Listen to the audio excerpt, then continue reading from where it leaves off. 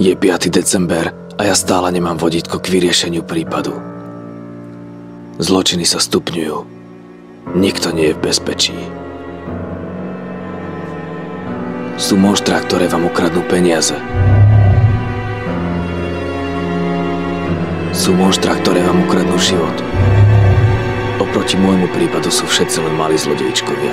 Toto monštrum sa totiž rozhodlo ukradnúť Vianoce.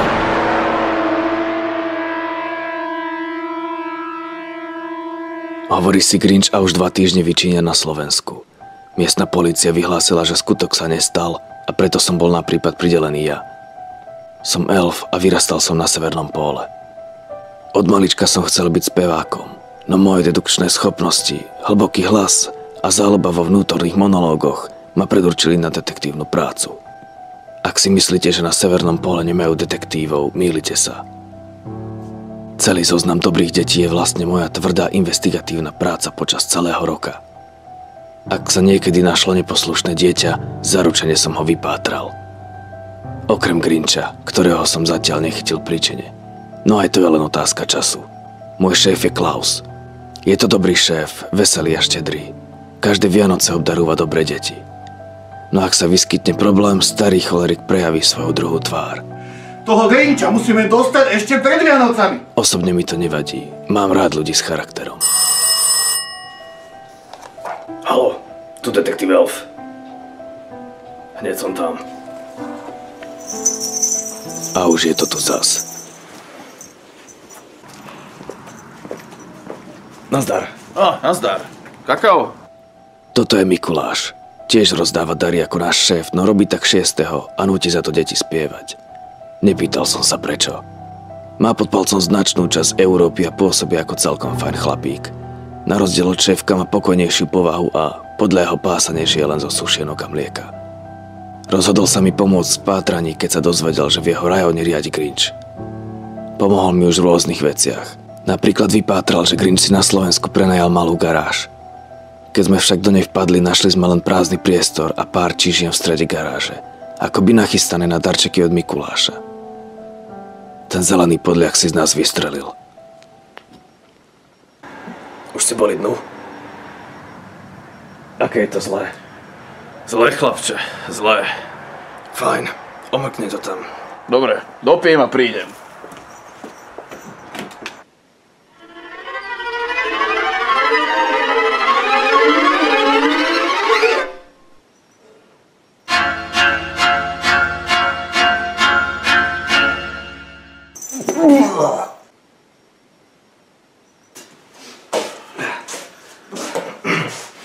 Hovorí ti to niečo? Určite je to jeho práca. Povedal by som, že to bol tak hodinu a pol dozadu. Teraz už je boh vie kde. Počkám ťa pred oknom. Teraz za oknom. Budem tam stať.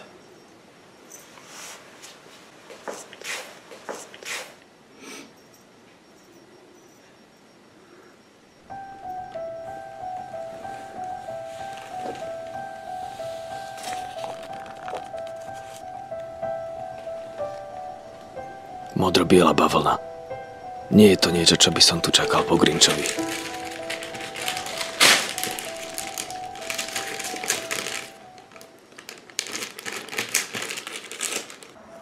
Zajtra rozdávam deťom sladkosti. Neviem, do santových saní. Vieš, kto sa ponúkol pomôcť? Hej. Má naozaj dlhoročné skúsenosti s únosmi neposlušných detí. Fajn, nech to teda vezme čert. Čert? Mám pre teba prácu. Čert je jedna z Mikulášových pomocníčok. Robí za neho špinavú robotu. Nechcel som, aby sa zaplietla do prípadu. Nie však pre jej povesť. Je na niečo si temné. Niečo, čo moju nevinnú elfiu dušu nekontrolovateľne láka.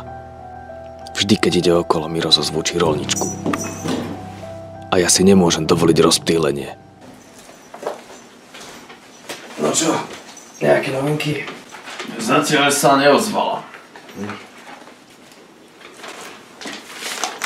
Čo to je? Toto? Účet za uhlie. Vy ešte kúrite uhlím? Ale kdeže?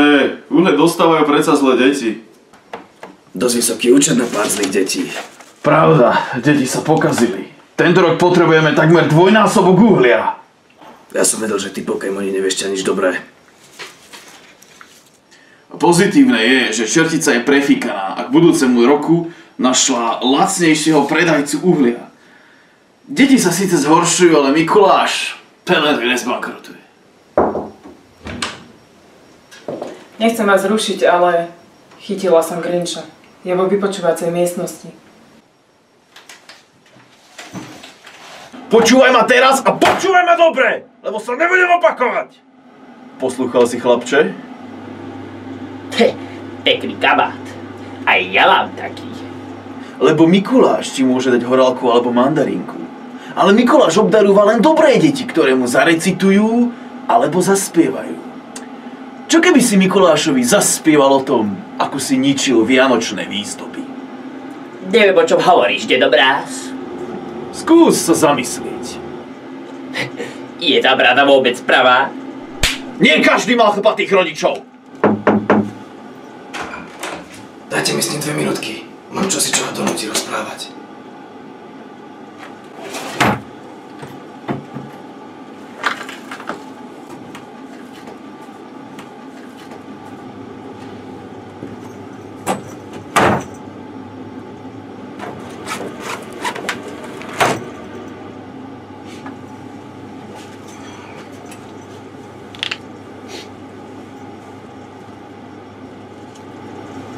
Vieš, čo je toto?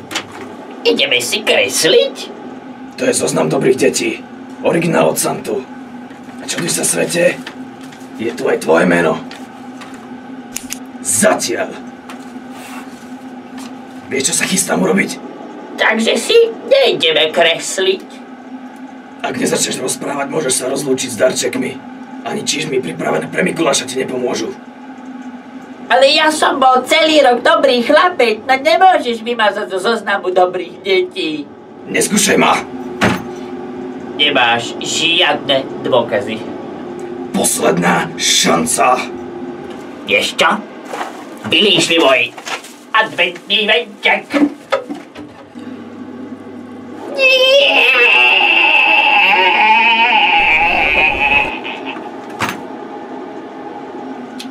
Nemyslí si, že sa odtiaľto dnes dostaneš. Kým Mikuláš nerozdá darčeky, zostaneš tu trčať.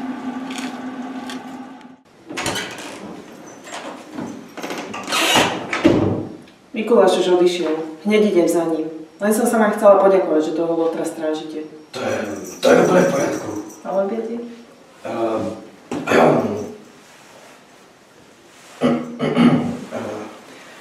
Ja už musím ísť späť do vyšetrovačky.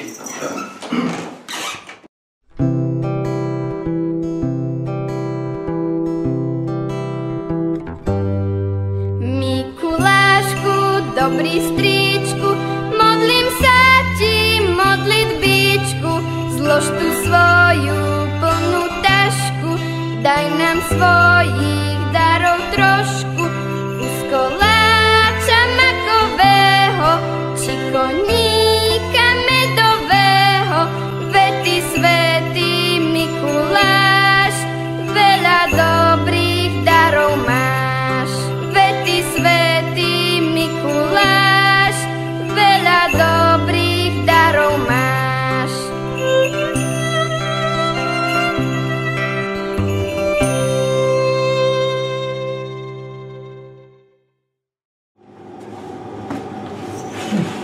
Hotovo. Všetky darčeky rozdané. Asi by sme ho mali pustiť. Samozrejme, že sme ho museli pustiť a aj sme tak urobili. No čo si tu nedávalo zmysel? Prečo sa za celý čas nepokúsil o útek? Ak by chcel ukradnúť Vianoce, 6. december bola výborná príležitosť. A potom tu bola stále tá modrobiela bavlna. Odkiaľ sa vzala? Grinch je predsa celý zelený. Je v tom zaplatený niekto ďalší? Alebo má Grinch na tajnom mieste modrobiely melír? Nazdravím. Dobrý. Ja neviem. Ja sa nedokážem stále zmieriť s tým, že Boh nechodí po uliciach. Mohol Chcel by som nasadiť čerta, aby ho sledoval. Čert! Áno, Skús mať Grincha stále na očiach, áno? jasné. A ešte raz veľká vďaka, pán Elf.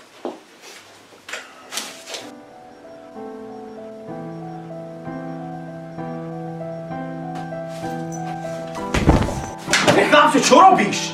Ty si v tom bola celý čas všakže. O čom to hovoríš? Už viem, prečo Grinchovi nevadilo, keď som ho vyhodil zo zoznamu dobrých detí. On to tak chcel. On chcel byť čo najhorší, preto ničil, čo sa dalo. Ale prečo? Tie čižmy, čo si vystavil doma, on neočakával darčeky. Koľko uhlia by dostal taký človek, ktorý napáchal toľko zlého, čo on? No dobre, 4 tony. A koľko uhlia vybavila čertica lacnejšie k ďalšiemu roku? No dobre. Je to pravda? Ak by sme nenašli lacné uhlie, zbankrotovali by sme. Len som chcela zachrániť dobrú vec, ktorú tu všetci robíme. Ak je zlé obchodovať s Grinchom, aby sa mohli chudobné dobré deti jeden deň v roku tešiť, potom som vinná. Kde je teraz Grinch? Naposledy bol u seba doma. Chcem, aby si vedela, že sa nehnevám. Ale som veľmi sklamaný. Hej, Grinch! To sa ani nevyzvieš. Si zatknutý. A za čo? Veď ja som robil obchod s vlastným majetkom. Na čo sú ti vlastne tie peniaze? Peniaze? Ja som ho nevymenil za peniaze. Peniaze nech si nechá čert. A čo si z toho teda mal? Hej, toto.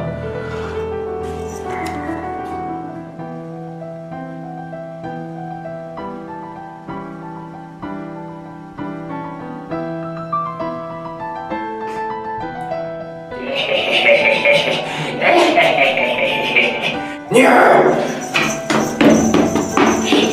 Nie! Nie!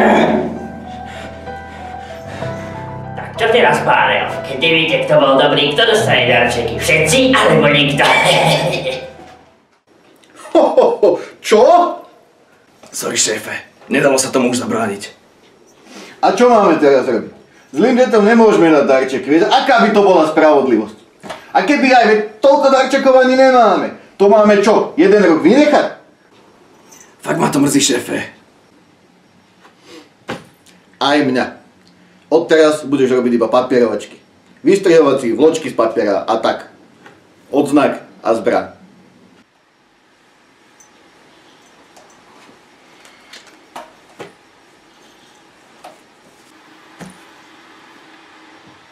Aj tu malú.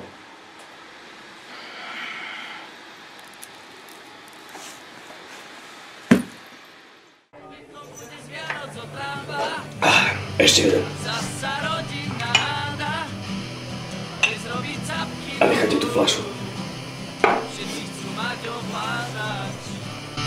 Vianoce sú za rohom. 2016. Prvý rok histórii sveta, ktorý bude bez Vianoc. Pravdepodobne aj mojou vinou. Na čertovské ženské.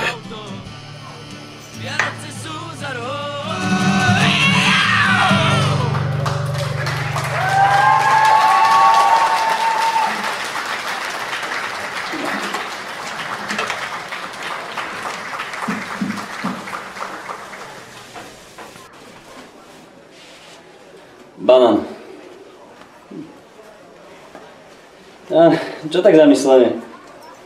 Dávam otázku. Ak by ste boli Santa a museli by ste rozhodnúť, či nikto nedostane darčeky, alebo všetci, vrátane zlých detí, čo by ste urobili? Fúha, dosť konkrétna otázka. My keď hráme s kamarátom, tak nerobíme rozdiely, či je niekto dobrý, zlý. My hráme pre všetkých. My totiž to ľudí nesúdime. Nikdy neviete, čím si človek prešiel, čo prežil. Možno strátil blízkeho, možno si z neho robili srandu, keď bol malý, alebo má jednoducho zlé gény. Ja nesúdim, ja hrám. Tiež som chcel byť kedysi spevákom. No, tak by som asi Santovi poradil, aby každého potešil piesňou. Podľa mňa nikto nie je taký zlý, aby si nezaslúžil potešiť piesňou. No nič, ja už musím bežať. Banán. Možno to bolo mojou dávnou túžbou spievať, alebo alkoholom z vaječného koniaku, no spevákové slová mi ako si dávali zmysel.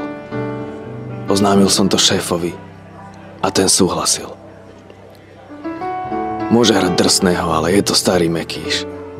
Dali sme sa dokopy a nahrali vianočný album. Zapojili sa všetci. Malý čertík zistí, či si poslúchal a či klial. A ak si neposlúchal, malý čertík si vezme ťa vo vreci domov. Dokonca aj šéfko s Mikulášom, čo si pridali. Ide Santa Claus, robí ho, ho, ho. Ide Mikuláš a robí. A čo, deti, poslúchali ste? Bavilo to aj mňa. Možno sa nakoniec pridám k elfskému zboru.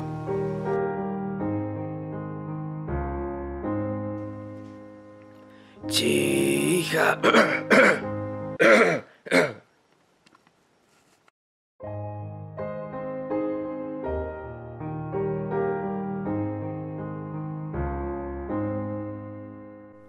Tichá noc, Svetá noc.